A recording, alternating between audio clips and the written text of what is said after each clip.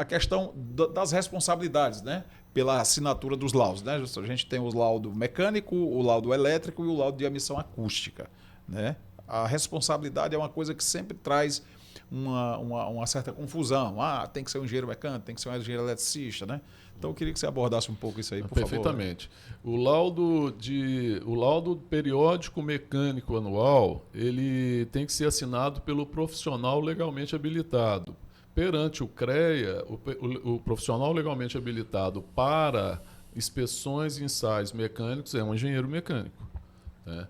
O periódico elétrico anual, ele é um ensaio elétrico de tensão aplicada, um ensaio de rigidez de elétrica, e o profissional legalmente habilitado para assinar esse laudo, segundo o CREA, é o engenheiro eletricista. No caso da emissão acústica, muda um pouco, porque para fazer o ensaio de emissão acústica, o inspetor ele tem que ser especializado, certificado em ensaio não destrutivo. E aí é uma regra da ISO 9712. Então, o que a gente precisa de conferir? A gente pede o certificado do inspetor que fez o ensaio e verifica se ele é certificado pela ISO 9712. E essa certificação foi feita por um organismo que tem a ISO 17024, ele pode realizar o ensaio de emissão acústica. Perfeito. Então, o laudo de emissão acústica, nós não vamos olhar se é engenheiro ou não. Não vamos olhar isso. Nós vamos olhar se ele é um nível 1 para executar o ensaio e se ele é um nível 2 ou 3 para aprovar ou reprovar o dado de ensaio. Perfeito. Então isso aí realmente é uma coisa importantíssima, porque isso causa uma certa confusão, até mesmo por desconhecimento de quem está exigindo os ensaios, né? Então, mas ainda tem um ponto com relação aos ensaios de emissão acústica, com relação aos organismos certificadores, né, que a gente tem. E aqui no Brasil houve uma época que criou-se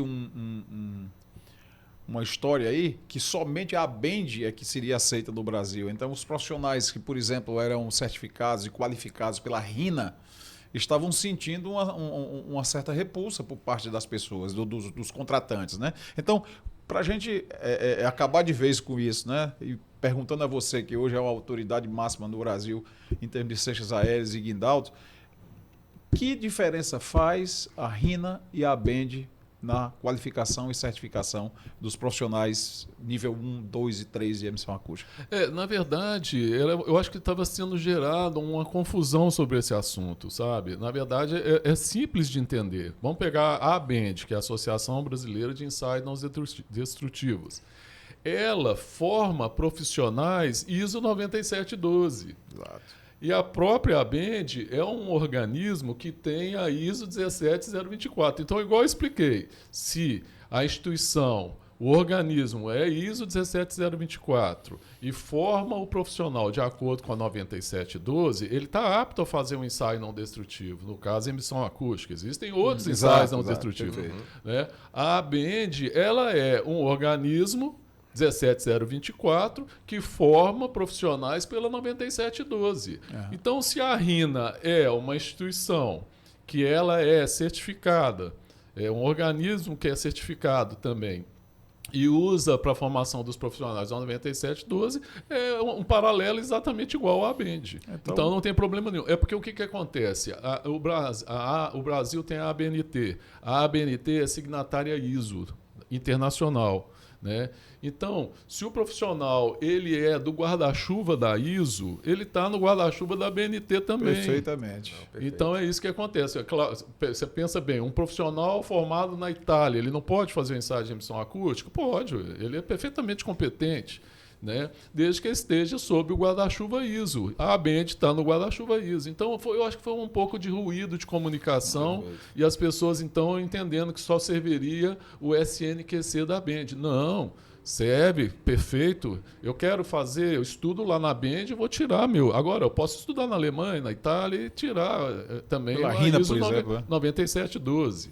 É engraçado, só compartilhar um caso engraçado, que eu lembrei agora imediatamente, a gente falando agora de quem assina o quê, né, das responsabilidades legais disso. um certo engenheiro, não vou falar a formação dele, tá? Só vou falar que é engenheiro pra gente não gerar polêmica aqui. Mas uma vez a gente tava, uma equipe nossa estava fazendo ensaio de um caminhão de emissão acústica. Não, os técnicos são certificados na norma e tudo mais. E um engenheiro falou, rapaz, vocês sabem que aqui no estado só eu que posso assinar a emissão acústica. E ele não é certificado na norma. Ó. Ele não é certificado. Assim, ele tirou da caixa da imaginação, né?